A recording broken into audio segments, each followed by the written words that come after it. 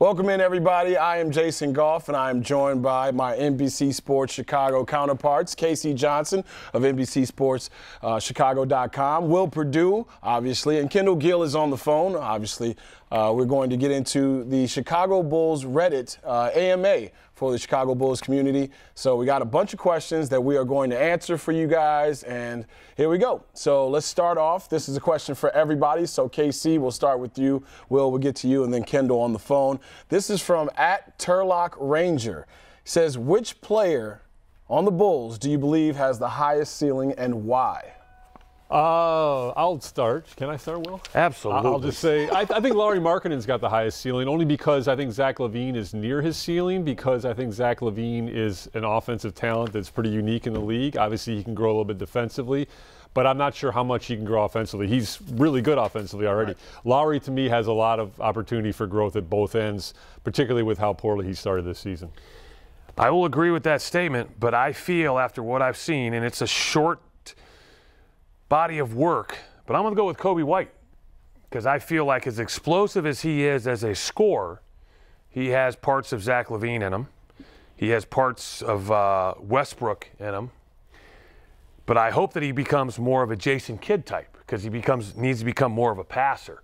But I think the fact that he only played 1 year of college ball, his first year in the NBA, and what we've seen from him, I think at the present moment, this kid could be a perennial all-star. Kendall? I think that it's Zach LaVine. You heard Casey say how talented he was on the offensive end. I don't think he has even scratched the surface of what he could be defensively. If he was 28, 29 years old, I would probably agree with Casey, but he's 24 years old, still has room to grow. Yeah, I'm with Kendall on this one. I think it's Zach LaVine. Even though we're close to that ceiling, I think the highest ceiling, if that's the question in terms of what the max level potential is for the guy, I think it's Zach LaVine. If he can just iron out the playmaking side. Defensively, we know the stars in the NBA, you know, they're not asked to play a lot of defense, and the ones that do play defense are celebrated to the next level. I think Zach LaVine could be a moderately, passable defensive player, but if he gets to the next level in terms of playmaking for other guys, I think that's when Zach LaVine will fully break through in terms of his stardom and his potential. Should we have justified this question since MJ's a Bulls? Is it the roof, the ceiling, the sky? The roof is the ceiling? Yeah. The roof is the ceiling. This question is from @GwenHobby, I believe, @GWN_Hobby. This is for Kendall. Says, if it were up to you, Kendall, how would you be utilizing Kobe on this team? Are we stalling his growth by not giving him more minutes and more crunch time responsibility? Well, he's 19 years old. He's not. You're not really stalling his growth at all. He actually should be a sophomore in college, so he still has a long time to go, I believe, before he is a starter. He really doesn't have a point guard's mentality. He's really a scorer, so you have to keep him right where he is right now, coming off of the bench, until he really learns how to be a point guard in this league. And this question is for KC and me. It says, the general perception over the past several years has been that free agents do not view the Bulls as a viable landing spot, despite the fact that Chicago is one of the biggest basketball markets in the world. My question is, do you think that there's any credence to this, or is it simply bad luck? Well, there's absolutely credence to it. I mean, I get this question a lot, and I actually have never really figured out a definitive answer. For a while, I do think that it was kind of the specter of Michael Jordan, but we're pretty far removed from that now, so I don't think it's that anymore. But look, they finished second in the Big Three pursuit in 2010 and in the Carmelo pursuit in 2014, so it's absolutely got credence. They have been able to sign some free agents, including this past offseason with Tomas Satoransky, which was a sign-and trade, and Thaddeus Young. But they've not been able to land the big fish, so there's absolutely credence to it. You got an answer for it? Because I've never been able to figure it out. I've got this question many times over the years. It's the same stuff. Like, we heard all the stuff about, Dwayne Wade and people not wanting to come to the Bulls because of the specter of Michael Jordan, but that time is over. It's another generation of basketball players. I think now the fact that they haven't had that big fish since Derrick Rose is the reason why other guys maybe haven't, migrated to Chicago, and some of the other things as well. Like, when you get a chance to pick your destination or pick your freedom, weather and all these other factors that come into play. A lot of guys spend a lot of time in this city during the summer. Basketball is played during the winter. Right. So guys can come here all they want during the summer. It's just the winning that has to take place and the big fish that either has to be drafted or acquired that guys want to come and play with. And that's my observation. This is for me and Will. This is from @Kool-Aid098. A man or woman after my own heart. Ideally, what does this team need this offseason in the draft or free agency to take the next step? Well, obviously this person has already given up on this season, is not drinking the Kool-Aid. But I think that what this team needs is another shot creator. Currently they have one in Zach LaVine, and he's still learning. So I don't know if they're going to be able to find that in the draft. And that goes back to your guys' question you just referred to. They're somehow going to have to find somebody that they can convince to come here as a free agent, in my opinion, that's already developed that skill, that can have an immediate impact. For me, I think it's just, for lack of a better term, a butt kicker. Like a guy who is a dog. Like you look at all of these losses throughout this season, and even Jim Boylan said it about this is the best September they've had. A lot of guys who came here and worked out together. There's a lot of really nice guys on this team, a lot of really good guys on this team. I don't think any guys who are bad dudes, but sometimes you need a guy who's going to not just ruffle some feathers, but make it uncomfortable for the other team as well. And I think there are guys who are growing into that maybe. Chris Dunn might be that. Wendell Carter Jr. might be that. But I think they need a guy who is not going to take no for an answer when it comes to letting go of the rope every once in a while, or just one of those guys that makes it uncomfortable, not maybe for his own teammates sometimes, but even more so for the other team. This is for everybody on the panel. Kendall, we'll start with you. This is from @SOB33R. Hey now. Yeah. Hey, man, whatever makes your boat float. What made you fall in love with the game or decide to choose it as a career, Kendall? Because the girls were not at the baseball diamond, they were at the basketball court. Hey, man. Are we surprised by that answer? And they were watching the game. That's a real reason, actually. When I was younger, I was a baseball player first, and then most of my friends migrated over to the basketball court, and I saw a lot of girls there watching the game, so I decided to go over, and hey, I started liking the sport, and then I fell in love with it. That's awesome, by the way. That is fantastic. Because I tell my little cousin who's a soccer player now, he's 16, I'm like, hey, at some point you're going to realize that there aren't as many people that you want to be at those soccer games, but he's stuck with it. But shout out to Kendall for telling the truth.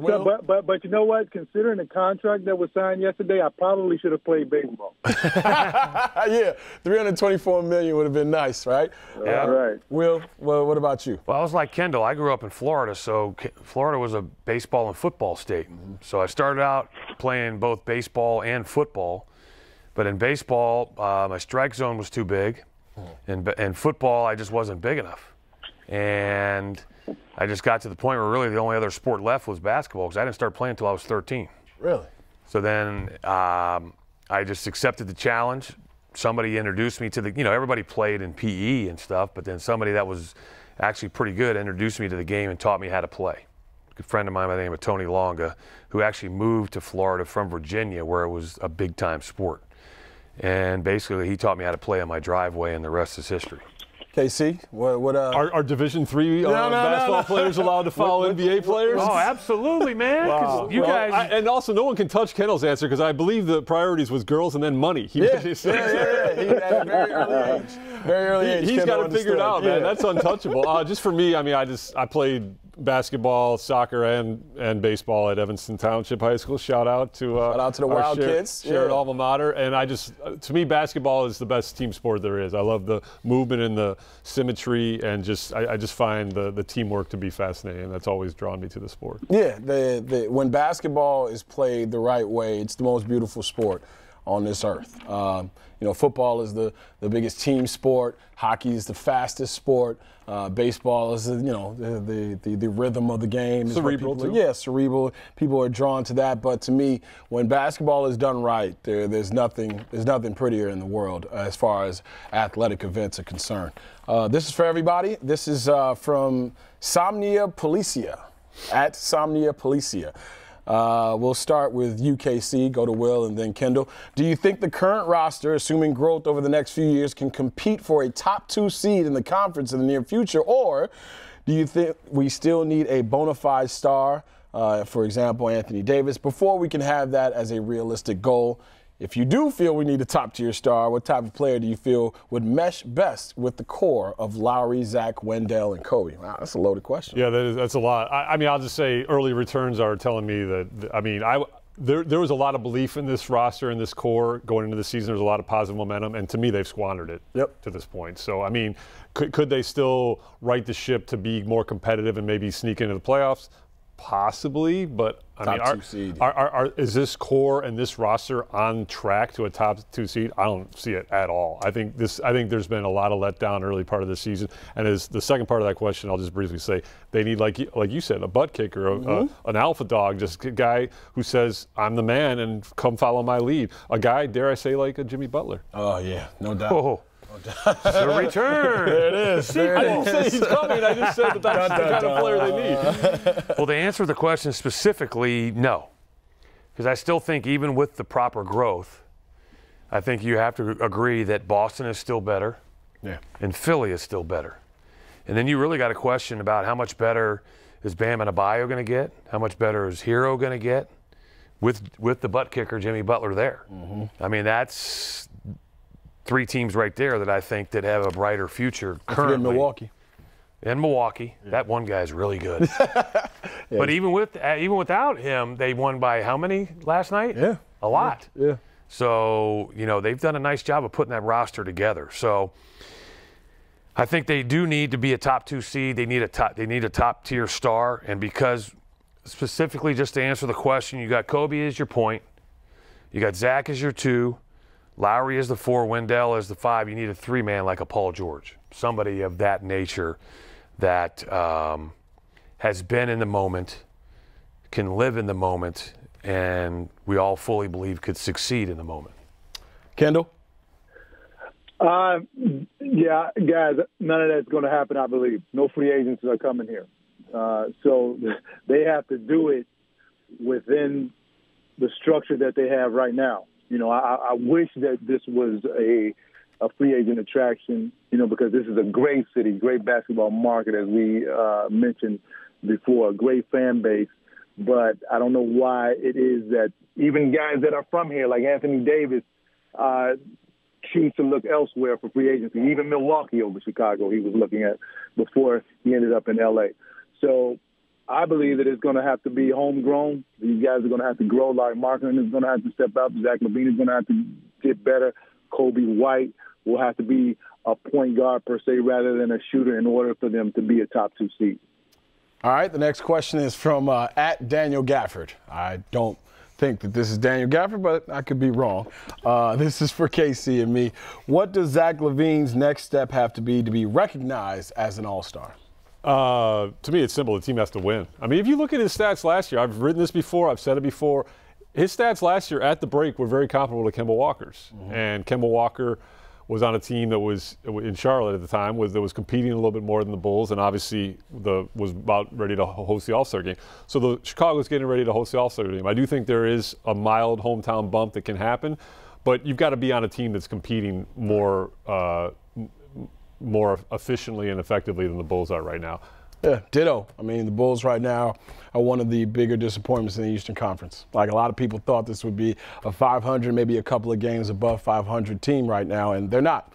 And I think that he'd have to score at a ridiculous rate going forward from here on out to the All-Star break for them to consider him an All-Star. Like, he'd have to bump it up to the 30-point-per-game range so that it would be undeniable. Right. And even then, I think it would be tough because, as we've seen in All-Star games past over the last 4, 5, 6 years, they're putting a lot of guys out there who don't have crazy stats, but they're a part of winning. Right. You know, the Draymond Greens of the world and guys like that. So, I don't know. I know I didn't send this in, but there's a question from Will_Perdue 32. Are you taking over Jason's job? No. Hey, knock it out. Off that question, Yeah. I actually had lunch today with a friend of mine, and he looked at me and he goes, "Do you think the NBA would actually have an NBA All-Star game in Chicago and not have a single Bulls player on the All-Star team?" 100%. Yes. But yes. Is that more of a black eye on the league?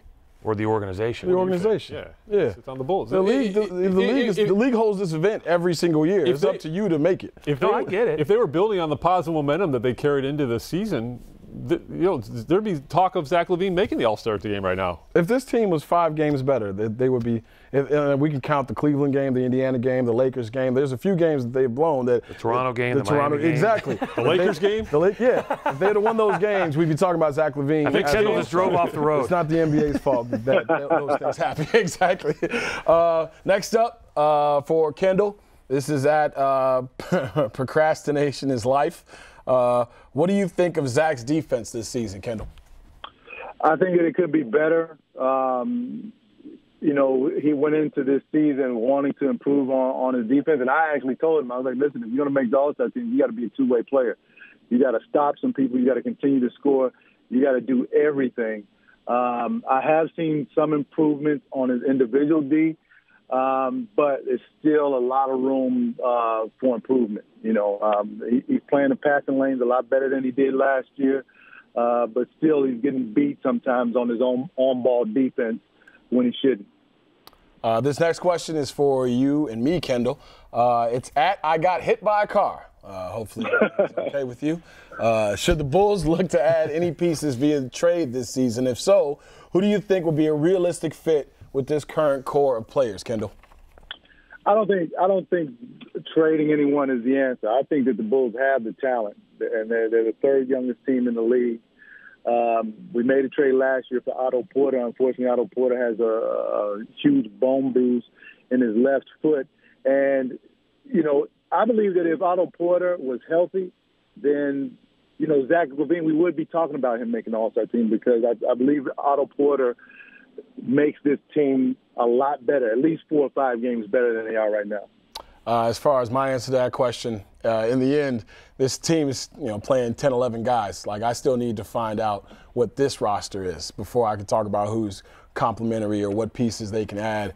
I mean, of course, I'd love for them to trade for any disgruntled star player out there, but I think there's still some unearthing that needs to take place with the people who are currently on this roster. So, yeah, I'd love for them to add a star, but right now, I think the investigation is still taking place with the 12, 13 guys that are on this team. This next question from @Inquisit Pathfinder is for Will and Kendall. It says, what do you think of the roster so far, specifically guys like Chris Dunn, Wendell, Sato, etc.? Obviously, Zach has been playing great, but the rest of the team has been perplexing. So the roster so far, we talk about it every single night on the pre- and post-game. Will, let's start with you. Kendall, we'll go to you. Well, first of all, I think they really have some intriguing individual pieces. And I think you could say with each one of these guys, they have a certain talent or a certain skill set. I'll be honest. I said at the beginning of the year, I thought Chris Dunn needed to be traded because I thought that he would be a distraction for this team. But he's done a nice job of adapting to his role. Now, if I could somehow just get him to stop shooting threes and let him know that that's like off limits, remember the Cheers show when they put a shocker on the mailman? And anytime he started to talk too much, they just hit the button. I wish that when you saw Chris start to load up that right elbow, just hit that button and then got to pass. But he has proven to be important to this team as far as what he does defensively. I mean, the havoc that he creates on the defensive end. And a perfect example is in the Atlanta game. What he did to Trae Young. Yeah. I mean, that dude, as they say, was in his jock. Mm-hmm. He made his life miserable. And I have to credit him for that. So I think he's found a role. Wendell, I would love to see him continue to improve. And I would love to see the Bulls use an offense that the Miami Heat uses with Bam Adebayo and run the offense through him at the high post and one of the 2 elbows. I think that would make him a better offensive player and make him more consistent. Sato, I think, adds value. I mean, I like the pieces, but unfortunately, just when you put all the pieces on a table, it just doesn't seem like they come together as a puzzle. There's still some things missing, and I'm not really sure what that is. And it's just, as you use the word perplexing, I think that's a good word to use, because nobody ever thought that we would have the record that we have now. We thought it would actually maybe be reversed. Yeah. Kendall, what do you think of this roster so far? I actually like the roster. I think that you have talented players at every position. Now with Denzel Valentine starting to get some playing time, he's starting to show what value he brings to the table. I really like Daniel Gafford. I think that he should play a lot more than he should be getting a lot more minutes than he's getting right now. I mean, he affects the game. He affects the game as far as shot blocking. He affects the game as far as having a presence in the middle, scoring the basketball around the rim. He runs really hard. He provides that energy, sort of like Joakim Noah used to do when he comes into the game. And he's young. With Chris Dunn, I totally agree with Will. I commend him for taking a demotion, coming back and playing his role because, what is he, second in the league in steals right now? He's doing a great job defensively for the Bulls. But the only thing is this. They're missing one of their key guys, and I believe that's Otto Porter because Otto Porter takes a lot of pressure off of everybody when he's playing. All right, the next, statement, not a question, from @IamNotAPickle. I just want to shout out Jason Goff. Happy to see him back doing Chicago sports. Thanks a lot, Mom. We appreciate you. The question after that, Jason KC @ChiefGbo. Are we worried at all with Kobe's lack of consistency? I'm not. I've said this multiple times. I got no problem with this kid. Whatever. I give this guy tons of rope and tons of leeway because you can tell he's an NBA player. Number one, he's a rookie, so your expectations have got to be pretty mild, and he's 19 years old, and he just goes out there and just shoots and tries to score and impact the game, and he's a feast or famine player. That's fine for this year. I love how the Bulls have not tried to label him or pigeonhole him to a position. He's not a point guard right now. Right. He could maybe learn to be one. He's not one right now. He's a shooting guard. He's a scorer.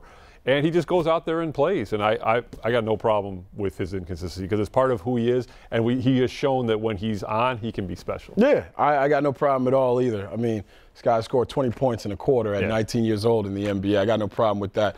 And on top of it, I think he's still downloading how people are playing him. Yeah. He hasn't played that much basketball in his life. Like, he's 19 years old. Right. As Kendall mentioned, he should be a sophomore in college. If the Bulls would have drafted a sophomore in college in this draft, we'd still be like, hey, take it easy with him, go slow with him. This is a freshman. It's a freshman who played big-time basketball in the state of North Carolina at the University of North Carolina. Now he's doing it on an NBA stage. Anything he does is gravy to me. I mean, it's not like he can't play. We've seen guys get drafted. He's an NBA player. Can't play. Yeah, he can play. He can play at a high level at that. This one's for Will from @Jammer521. If Lowry starts to play like we know he can, do you think the Bulls will make the playoffs? Unfortunately not. I would love for them to, but I think that, even if he plays up to the level that we think he should, it's still going to be difficult, in my opinion, for them to catch up. A lot of teams now are starting to get guys healthy. A lot of teams we're seeing are better than we thought, most notably Charlotte, who's now rolling in here on Friday. Mm-hmm. So, we didn't take advantage of the games we needed to early on. And I think I read now that the Bulls moving forward, according to the rankings, have the hardest schedule in the East the rest of the way and the fifth hardest schedule in the league from this point forward. So we talked about those first 10 games. That's right. Even if they do get healthy and that means Otto Porter and Lowry coming back, I just think that it'll be like a dog chasing their tail. That they'll get close, but I don't think they'll make it. Yeah, I agree with you. Kendall, this question is for you, Doctor. I find it interesting that this question is for Kendall. Yeah, Dr. Love. This is from @TravoltaFan11. Says, my girlfriend, and this is, by the way, this is a 22-year-old young man. His girlfriend is 21.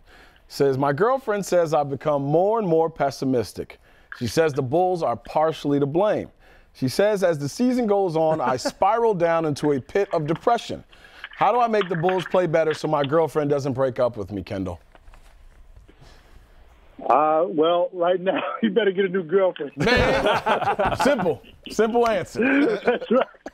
Get a new girlfriend, man. And come back to her in the springtime. Yeah. That's my answer. Unfortunately, Kendall, this doesn't seem like a young man who has those kinds of options. All right. So this next one is for Casey and me, and definitely not saying this person's Twitter name, but hopefully you understand which question you asked, because you look at this name. I mean, I'm not saying it. Yeah, exactly. Come on, Reddit guys, look us up out here. You trying to get a brother fired? All right, so yes, this is more towards Casey Johnson and Jason Goff. But how did you guys get your start in sports media and journalism? Oh, there's only one journalist up here, by the way, and that's Casey Johnson. No, that's not true. All right, so how'd you get your start, Casey? Well, come on. This is perfect for us, too. Yeah, come on. We got to – this is like – I'm in it. I'm going to answer after you. I got Ryan Archidiacono to sing the Villanova fight song today. Should we sing the ETHS fight song? Oh, man. I know the first, bar. ETHS, we will fight for you for the right to do everything. Okay. We went to high school together. So, enough of that, guys. Are the That's enough, Kendall. I hear you, Kendall. As Jason knows and as Kendall knows, I played in high school. Well, I should say I watched from the bench in high school. Everett Stevens play. He used to give Kendall the business. He went on to play at Perdue and then briefly in the league, not as long as Kendall. And my junior year at Evanston Township, I sat with Everett Stevens in the ETHS Fieldhouse while people ran around the track. And I interviewed him for a feature story for the Evanstonian. Yeah. And I said, you know what? This is what I want to do with the rest of my life. Yeah. Here I am talking on a Reddit AMA with Jason Goff. Oh, God bless him. All right, your turn. So I was a little guy my entire life. My junior year, going into my senior year, I had a growth spurt of 6 inches. But for the rest of that time, I was slow, I was short, I was kind of chunky. So I said, you know what? Athletically, it's not the route for me. I'll never forget, there was a practice on the football team, and there was an Oklahoma drill with me and a kid that was getting ready to go to the University of Wisconsin. And when I woke up, the practice was on the other side of the field. And I said to myself, football ain't my lot in life, so I'll just stick to listening and talking about it. No, I grew up in a household where talk radio was on all the time. My parents aren't from this country, so when they came over to this country, like, they didn't really get into a lot of the music, but they always were trying to be in the know and listening to talk radio, whether it be political radio or any kind of entertainment. But it was always on, and that's how I started my connection with, people on the other side of the microphone, understanding, like, how people made you feel, who was motivating you to think a certain way. And I was just drawn to that and did my internship when I was 19, got hired at the Score, and it's been 19 years. So that's how I got started. And thank you to Alex Thomas for sending me into that route in my life, because I would have been a punching bag for many years, for many bigger and stronger and faster players. This was for KC as well. At Time Holmes says, Casey, do you see Lowry or Zach being on the market at the deadline? Ooh, that's a good question, which I answered in my mailbag at NBCSportsChicago.com.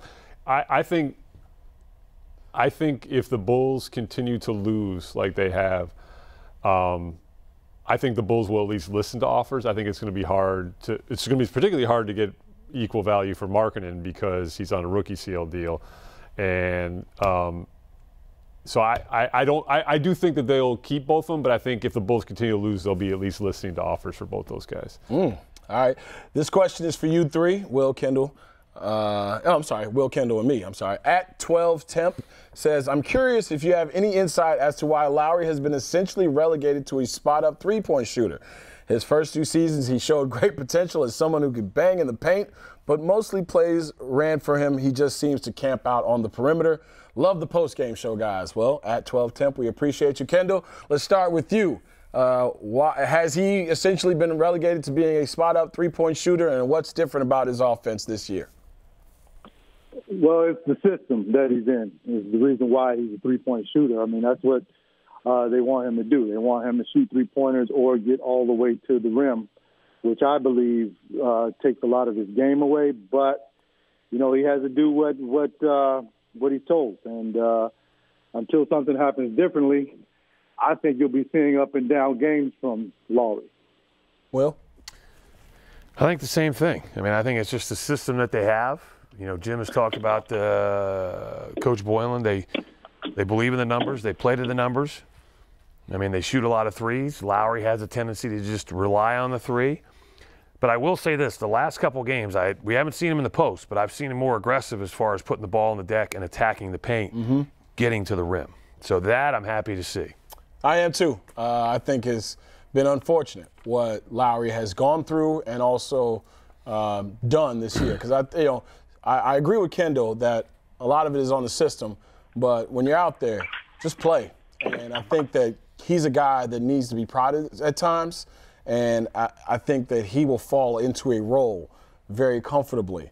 And, sometimes you gotta urge him to say, hey, you're one of the top 2 players on this team. We need you to score. We need you to be aggressive, not just run what the play calls for. And I think once Lowry understands that, he can, I guess, serve both masters, where it's not just the system, but it's out there doing what he's been working on this summer. Because, these guys work on stuff during the summer, and to see it go to waste sometimes, it's a shame. So I was really looking forward to Lowry's season this year, and this year has been a little bit of a disappointment. But he's got a lot of basketball left to play to turn it around.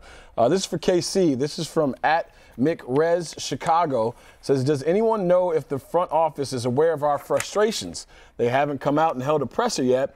Also, is this a developmental year or a competitive year? Good question. I like that. I like the second part of that. I like See, everybody sat up in their chairs just now? Good question. Let's go. I like the second part of that question because I do feel like there's been a little bit of moving of the goalposts throughout this season. On Media Day, we heard Jim Boylan and John Paxson talk about this, the expectation being competitive for the playoffs. Emphatically. And also you heard Michael Reinsdorf say that over the offseason in an interview that I did when I was still working for the Chicago Tribune and also on The Score. So, and now you hear Jim Boylan cite development a lot. So that I'm going to go with the winning. It's a winning year because that's what they originally said. The development part, I know that has to take place to win, but I feel like that's where the goalposts have been moved a little bit to kind of obscure the slow start. And then the first part of that question, I will say, is management aware of fans' frustration? It's kind of hard to miss a billboard. Hey, fire Garpax. I mean, that happened. That billboard happened. So they're aware, and I do think that John Paxson will be addressing the media in short order here. I do think he's acutely aware of how this disappointing start calls for a response. Yeah, and it is the holiday season. No firings. No. I'm not saying anybody's going to get fired. I just know that around the end of the year, usually. No, I'm not saying that. Shout out to Scott. @Jammer521. And Tim. Yeah, and Tim. Yeah. But don't sell me short. I've had 2 Christmas Eves ruined, man. Yeah, my goodness. Please don't do it this year on Christmas Eve, guys. Last thing I need is Bulldog on my phone talking about an emergency podcast. All right, @Jammer521. Will wants to know, Wendell Carter Jr. has been very efficient around the rim. Should the Bulls run a few more plays for him besides just the pick and roll? Absolutely. Yeah, you're talking to a big man, of course. Big man's got to eat. Yeah. Listen, I think we regardless of the fact of, it's the three-point shooting league and the numbers about the importance of the three, you still have to develop an inside presence. And at the present moment, really the only inside presence, in my opinion, they have is Wendell Carter Jr., but they don't really run plays for him. They've run a few plays as of late where they just dump it into the post and have him go to work. But I would like to see him get some plays on the move where he catches the ball in the paint, where he can do more than just back somebody in, a la Charles Barkley.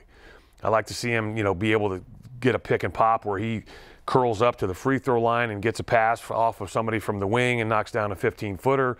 I'd love to have somebody screen across for him so he gets the ball on the move coming over to the other block where he can go all the way out to the mid-post if he wanted, or if he's got the guy pinned on his back, he could just catch and shoot, and use the rim to protect the ball from getting blocked. So I think there's a lot more ways they could actually use him on the floor than just in the pick and pop, the pick and roll. All right, so this next question is for me, Will, and KC.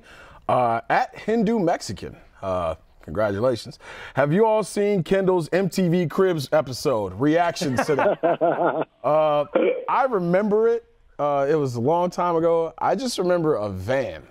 There was like a turtle top van that was parked outside of Kendall's crib that looked very luxurious. It looked like every brother who's ever gone to a Frankie Beverly and Mays concert, they go in that van. So, hey, with the linen suit and a pocket full of change and no underwear. So, yeah, I've seen the MTV Cribs episode, and yes, we saw it.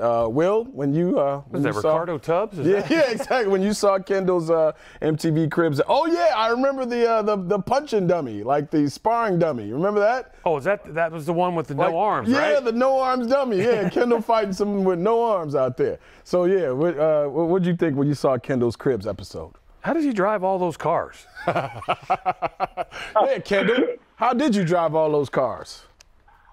Well, actually, I got rid of all those cars. I tell the story about how I once owned 8 cars at one time. I came outside, and the one I wanted to drive was all the way in the back, so I had to move the other 7 out of the way. So that's when I decided to get rid of all those cars, man. That's when. that was the tipping point when he had to move the other 7 cars. God bless you, Kendall. We love you. This one's for Kendall from @HinduMexican. Kendall, you still have that mannequin and fragrance closet? Do I still have the mannequin in the fragrance closet, you said? Do you still have the mannequin and the fragrance closet? Oh, I still have the fragrances. I don't have the mannequin anymore because back then I used to study and practice jiu-jitsu. So that's what the mannequin was for. This Reddit chat's going off the rails. It is. Yeah, but has that fragrance closet become his garage? Oh, man.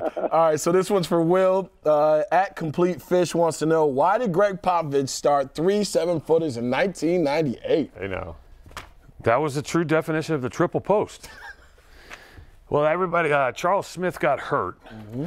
Sean Elliott also got hurt. So he decided to try something. So technically, Tim was the 3. Wow. Dave was the 4, and I was the 5. And he just decided to try it. We didn't even really practice it. And we had some success with it, so he rolled with it. And it actually was quite fun. To have 3 big guys out there. Yeah, because we would always argue who was the 3, who was the 4, who was the 5, and we really knew who it was. But, you know, I just remember when he first talked about it, I was just like, hey, all I know is I'm going to play more. Right. That's all that matters. So you never got in a triple threat out there on the wing? No? Oh, absolutely. But my job was not to run the screen roll. It was to advance the ball. There it is. There it is. All right, this question is for everybody on the panel. This is from Andrew X7. What do you think this team needs to the most to become a contender for the NBA title? Wow. KC, you can start. They need a superstar. Yeah, they need a superstar. It's very simple. We all know, come on, this is a 20-second answer, well under my Bulldog allotted time. They need a superstar. This league's about stars. It's about star power winning, and they had a superstar in Jimmy Butler that they didn't think could take him to the championship, so they traded him and hoping that Zach or Lowry would become a superstar. Do you think Jimmy's actually a superstar? I think he's on the upper tier of star, bottom tier of superstar. Yeah. Anyway, what do they need, Will? Exactly that. They need a superstar. Yeah. Need a dude. Do they have it on the roster? No. Not at the present time, no. Kendall? Yeah, they need a superstar, and they need one that does everything, and also they need a leader. You know, because some superstars aren't leaders, but if they can get a combo, then they have everything that they need. I mean, people talk about stars and superstars. There are a lot of superstars who don't win championships, too. There's a reason why, all the titles have been run by 10 teams, because those guys stay great for a long time. You know, LeBron has blocked entry for a lot of Eastern Conference players. Michael did it for a lot of Eastern Conference players. This Warriors bunch of the last 5 years have done it for a lot of Western Conference players. Kobe Bryant, Shaquille O'Neal, they blocked a lot of, people talk about Melo's career, right? Melo lost 5 different times in the playoffs to the eventual NBA champion. So, even if you have a star, sometimes that isn't enough, but it's a nice building block. Well, who's the Bulls' kryptonite? LeBron. Exactly. Yeah. And now who is it? There's a long list. That Indiana Pacers bunch that we saw a few weeks ago. All right, so that has been it, Bulls community. Thank you so much for hanging out with us. We appreciate you. Make sure you're jumping on Bulls Reddit, and make sure you are following up and sharing all of Casey Johnson's stuff from NBCSportsChicago.com. For Casey and Will and Kendall, I'm Jason Goff. Have a great day, everybody.